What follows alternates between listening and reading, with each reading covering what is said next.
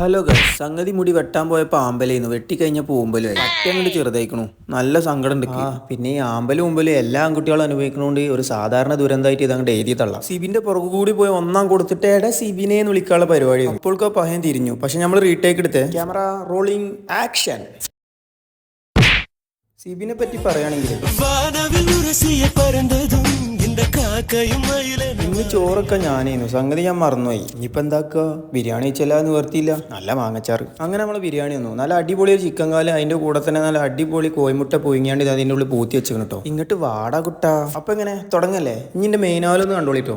ആരംഭം തോളും പുഞ്ചങ്കാതിർ മുഖം മാറും കണ്ട് നേരം പോക്കറിയാതെ ഞാരേ നിന്നിൽ ആനന്ദിച്ചാശിക്കുന്ന മാലർ വീരിഞ്ഞാതി. ബിരിയാണി കഴിച്ച് കഴിഞ്ഞാൽ കുറച്ചു നേരം ചവച്ചെടുക്കാൻ ജീരക മസ്റ്റ്. ഇനി പോയാണ്ട് ചോറ് വെക്കട്ടെ. എന്നും പറഞ്ഞാലേ ബിരിയാണി എന്നാ ഞാൻ കല്ലം കൊണ്ട് മോനൊന്നല്ല. അപ്പോൾ ഇനി കാണാം. ബൈ.